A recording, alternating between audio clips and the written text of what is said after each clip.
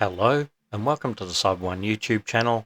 My name is Ray, and in this video we're going to configure a Raspberry Pi running a TCA 9548A I2C multiplexer with the PCA 9685s to work with an Inmoov robot. So this is a non-standard build, and I will also be using the Inmoov 2 services that come with by default with my robot lab. And the latest versions are making the robot, or the robot operating system, my robot lab, a lot more versatile. So I'll be running this on the Raspberry Pi. So what you're seeing here is the Raspberry Pi, and I'm going to start a terminal session. So I'm starting this from scratch.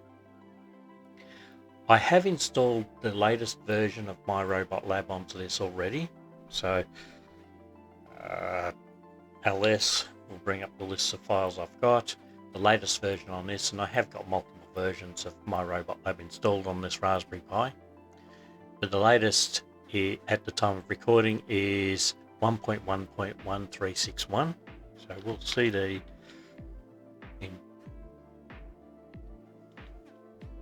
how about I spell it with capitals, and 361. Certainly had a lot of new versions come out of recent.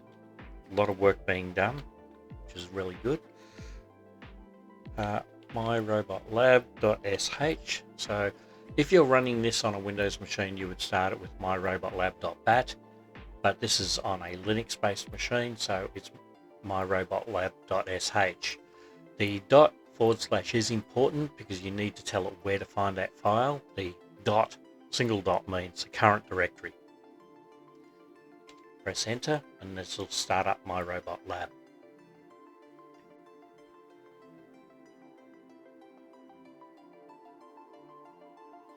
Okay, so that's my robot lab started. It doesn't take all that long, only a minute or so to get up to the point of running. Now, before I start the Inmoov 2 services, and that's done by clicking on this fingerprint icon, I want to start a couple of other services first that are not part of the Inmoov 2 service that I do need to run on this machine. So I'm going to go to runtime. And yes, I have had a play with this already and made sure things are working. So I do have Fred base and Fred running, but we're going to do this from scratch. So we've started up with default. The first service I need running for this is the Raspberry Pi service.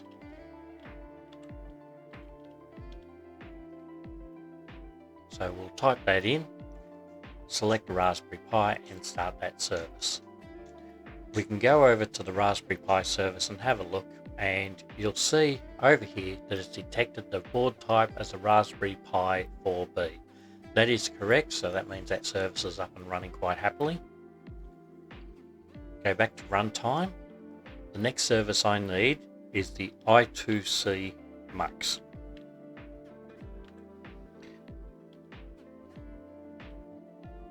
So this is the service for the TCA 9548A device. This is a 8-channel multiplexer for the I2C bus. So there are some devices like the MPU 6050, which is a inertial measurement unit, but you can only have 2 of them on a single I2C bus. It only has provision for 2 addresses. 0x68 and 0x69x. If you want to have more than 2 on your I2C, you need to use a multiplexer like this, the TCA 9584A, and that will effectively allow you to have 8 times as many of those devices on the I2C bus. So we've started that service, so let's configure it and attach it.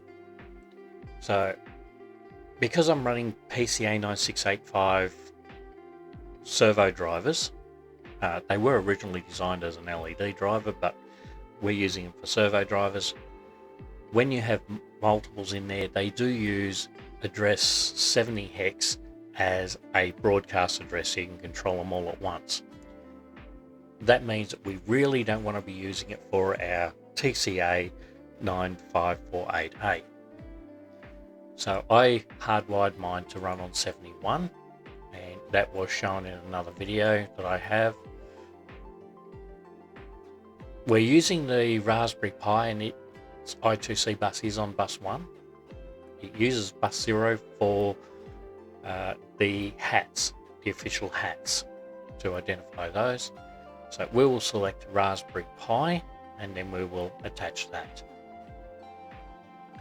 Now we'll go back to runtime, and we will add in our PCA, and this one's going to be for the head. Now the PCA 9685 uses a service called the Adafruit 16C servo driver. So we'll start that. Now we'll go to that service, and we're going to set the controller as I2C Mux. Because this one's in the head, I've connected it to channel 0, so it will be on bus 0, and it's using the default address of 40 hex, and we will attach that. If we have a look at the I2C Mux, you'll actually see it's now listed there as well. Let's go back to runtime and create our next one. So PCA back. Again, this is a Adafruit 16C servo driver. We'll go to the back. Now originally when I first installed this one, I only had one I2C bus. I didn't have the multiplexer in there, so I did configure it hardware wise to 0x41. It's now on channel 1, so the head's channel 0, the back's channel 1, and when I get to left, that'll be channel 2, and we'll put this on the I2C Mux as well, and attach. And if we have a look at the I2C Mux, you'll see that's there as well. Back to runtime. PCA left for the left arm. The Adafruit 16C servo driver. Start. Again, down to here. This time around I left it on address 40, but it is on bus 2, and that's connected to the I2C Mux, and we'll attach. So you can see all three of those are now one on each different bus on the I2C Mux. Now there's two other devices I do have on here, and that is we'll call it ADC left 0, and that is an ADS 1115. This is an I2C 4-channel analog to digital converter, and that's it down here. Okay, so our controller will be the I2C Mux. In this case, we will have it on bus 2, and our first one is on 0x48, and we will attach. And if I hit refresh, we can actually see valid information coming back. If we have a look at the I2C Mux, you'll see it's listed there as well on channel 2. And we'll also go with the ADC left 1, because I have a second one in there. ADS 1115, start the service. Again, I2C Mux, channel 2, and in this case 49. Attach, we'll do a refresh, and it's all there. So that's all good. I'm all happy with that. That's the I2C Mux shows everything there. So let's go back to intro. If I click on the right screen, we've got our fingerprint there. So let's go click on that. And this is where the first time you run this, it will take quite some time before it's up and running, particularly on a Raspberry Pi. It's not so bad on a faster machine if you're running a Windows PC, for example. But on a Raspberry Pi, this does take quite a while to start up. When it is finished starting up, it will change Windows to the IO1 window, which is the Inmoov 2 service, or base service. And there we go. So yeah, it is a little bit of patience. It does take some time for it to come up, particularly on a slower computer like a Raspberry Pi. Now, the first service that is always started up by the Inmoov 2 service is the brain. So when we have a look at the brain, you'll see that it is turned on. We can go into the settings, we can talk to it, and not a lot is really going to happen. It'll respond back in there with its responses. What we really need to do is set up a few other things first. So let's start with a head. So by default, the head is turned off. We're going to turn it on. We are then going to go to our settings for it. Again, give it time to load the pages, particularly on the slower computers. And we now have the ability to configure our servos.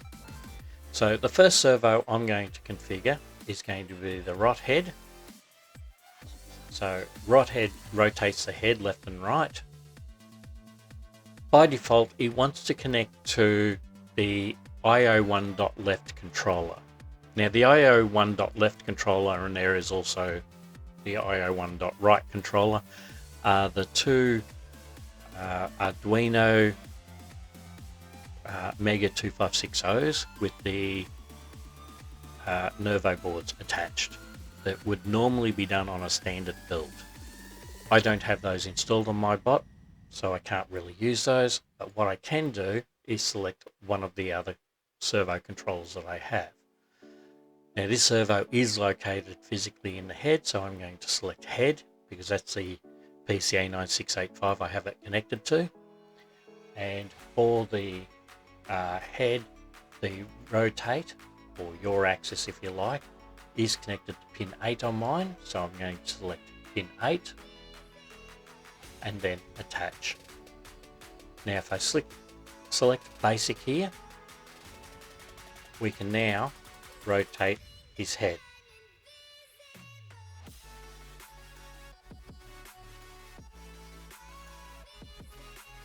And we'll go to rest.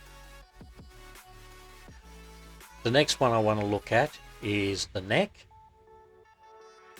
Now in my case, the neck is connected to the back PCA 9685, and that's on pin 7 for mine, and we will attach that. Go to basic, and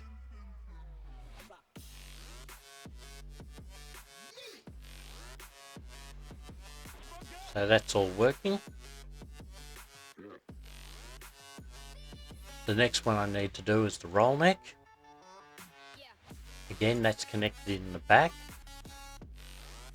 and that one's on pin 6, attach. Back to basic.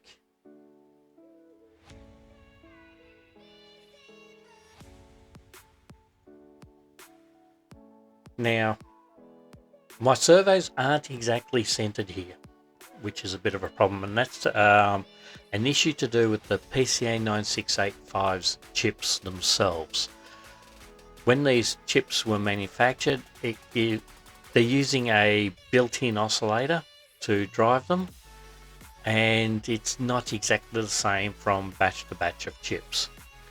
So the default center position for this is not exactly correct because the frequency of this oscillator is not quite right. It is something that still needs to be worked through within the driver service, and eventually it will be corrected so that we can put in the correction for each one. The real issue with doing that is working out how does the average person without specialist equipment work out where the proper center is. And when we figure that out, we'll probably get it corrected and the adjustments put in. Okay, next one I want to worry about is the jaw. I click on the jaw. So this one's controlled from the head, and the jaw on mine is on pin 9.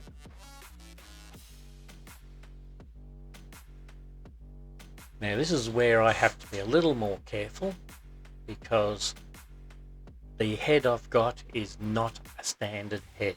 You can actually see there are differences between the head in the image I have from my camera and what's in the display here. So one of the things I need to do is I'll turn on the track so I can see what's going on and turn on my limits. So in this case, when it's all the way to the left down here, that is the jaw is closed. When it moves this way, the jaw will open. But this range does not suit my particular robot, so I'm going to move this up, and I'm going to, that's a bit better.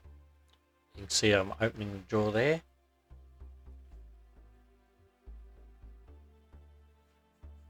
I think that's enough for our maximum opening.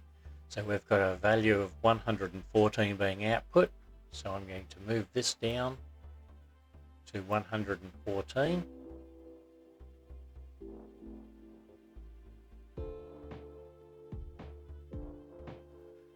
And let's close the jaw now.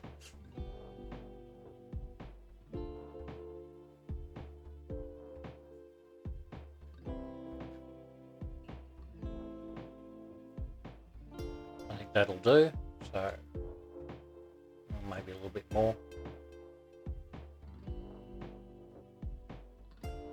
106 will do me. It's actually outputting 71, so I'm going to set my lower limit to 71.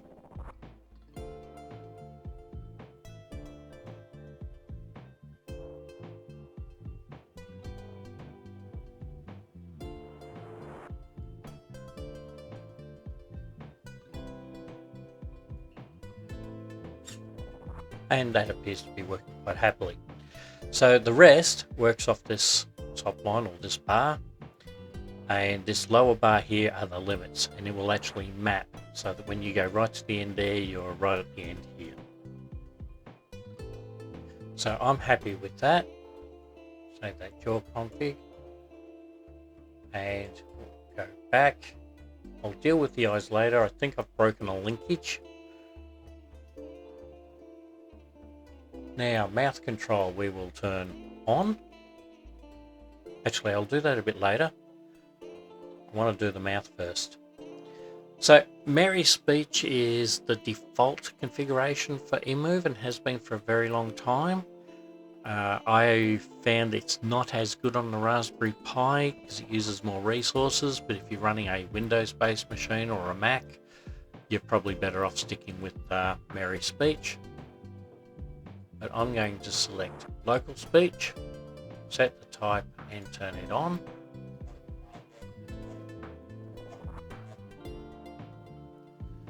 We'll go into here. you can see we've got Festival. The voice is Linus. I don't think there's any other choices in there yet. There are other types. I may have Mimic already installed. I should have eSpeak installed. But I'm going to stick with Festival because it works. If you're running on a Windows machine and you choose local speech, then TTS is the one you want to use, or MS Speech. And we can type in, hello world. I don't know if you heard that through, but he did say hello world. The speaker's a fair way from this microphone. Alright, so let's go back to our Inmoov. We'll go back to head, and now we'll turn on the mouth control. And you can see now the mouth moves. Alright, I'm going to turn on the torso at this stage.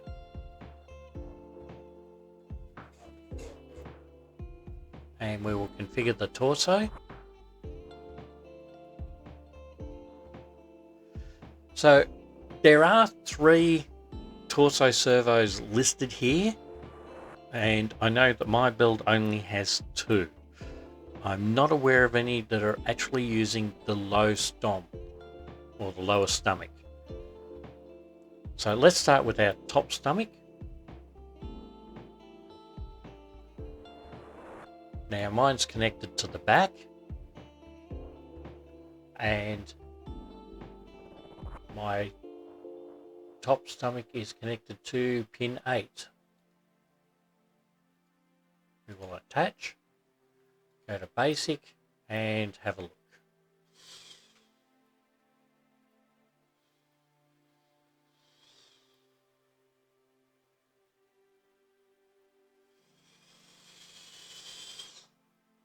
Not too far.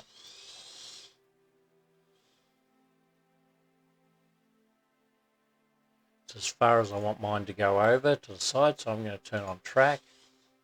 Whoops.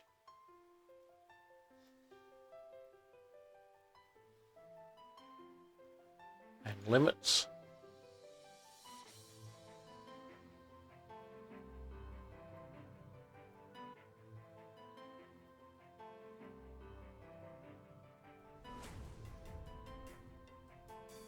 And let's move over the other way.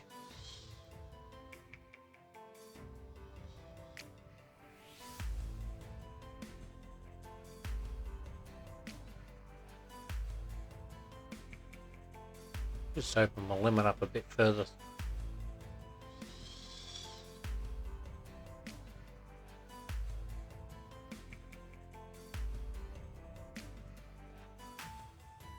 I think about there. So 134.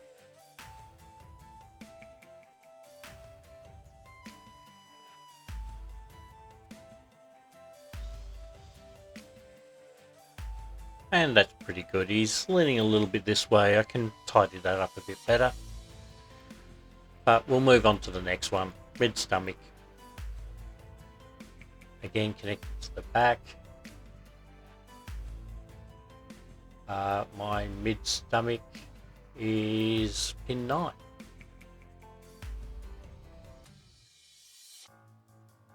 Attach.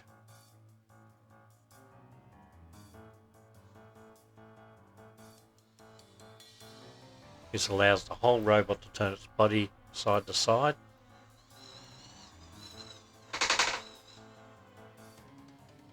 I think I've got a tight spot there.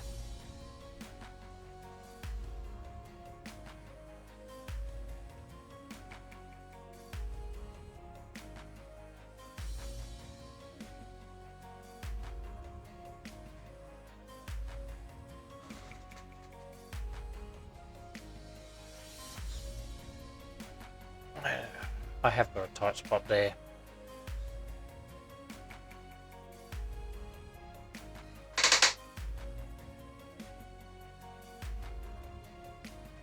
Turn my limits on.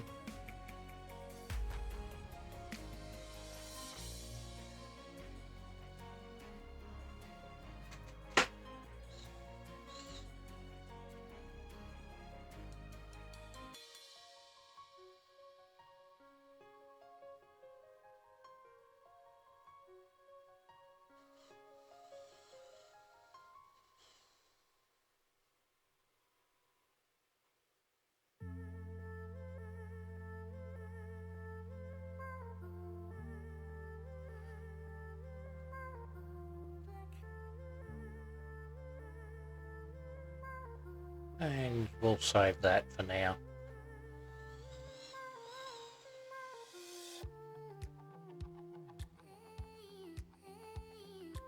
And that looks reasonably straight. So I've got a lot of them already connected up, and you can see it's pretty straightforward. It's not using the defaults because I don't have some of those defaults. So let's go back to the robot itself, or IO1 as it's called. And in here we're going to go to controllers, and we're going to start up, in my case, controller 3. So I'm just going to move my camera out a little bit. That way you can see his NeoPixel. And we're going to turn on controller 3. So you can see the two lights in his chest. The blue one on the left side is his power supply for the chest area, and the one on the right is the Arduino Nano that's in his chest. So I've just started controller 3, so we'll need to configure it. And in this case, I know that it is dev TTY USB0. It's a little bit harder with Linux because you really do need to know where your hardware is connected. It is possible to do a list of all of your devices and see what's there. Things like the Arduinos will come up as a USB and a number. In my case, USB 0. We'll connect that. If I'm successful, it should identify the type of Arduino I have, and it has, with a board type of Nano. So that's correctly configured. So let's go back to our robot.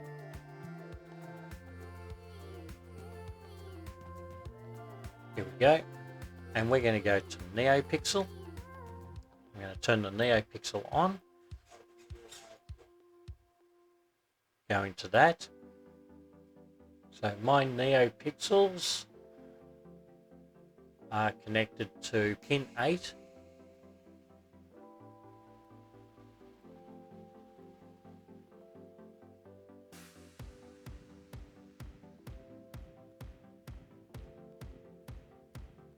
Looks like it's already attached. So let's detach. We'll select controller 3, pin 8. I've actually got 23 NeoPixels. They are the RGB type, and I will attach. So now, in theory, I can go fill, and they go blue. So let's start an animation. And you can see there's a bit of an animation happening there. Alright, so I'm happy with that configuration.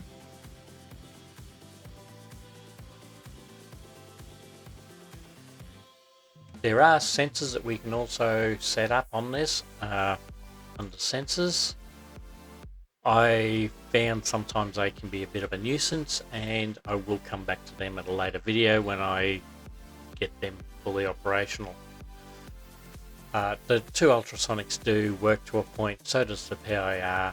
I don't have the OpenNI, in this case it's the Xbox depth sensor anymore. I do have an OD Lite, but I haven't played with that yet, so I'll show that when I understand it more. I do have one of the arms installed, but I've got a couple of minor issues I need to sort through, including pulling the threaded inserts out on one of my servos. So I'll fix that up, and then I'll come back and show setting that one up. But it's pretty much the same story. The only thing I haven't shown that's of real interest is setting up the ear. And it's pretty straightforward. It's the same as setting it up on anything else. So we'll turn the ear on. I have got an four errors showing here somewhere. Back, must have been a while ago because it was the jaw control. Hello, Fred.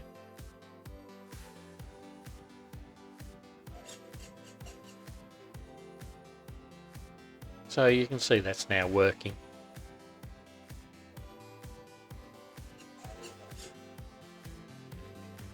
And I'm going to turn that off.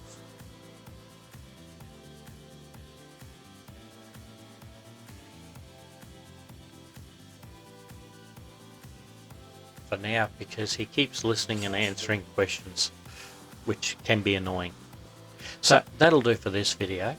If you like these videos, don't forget to click on like, subscribe, and ring that notification bell. It's a form of support that helps the channel a great deal.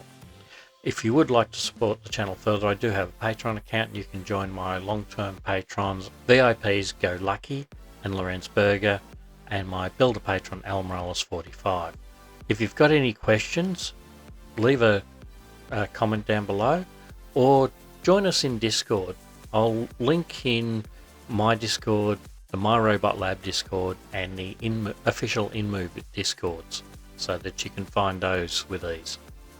And we'll see you in the next video.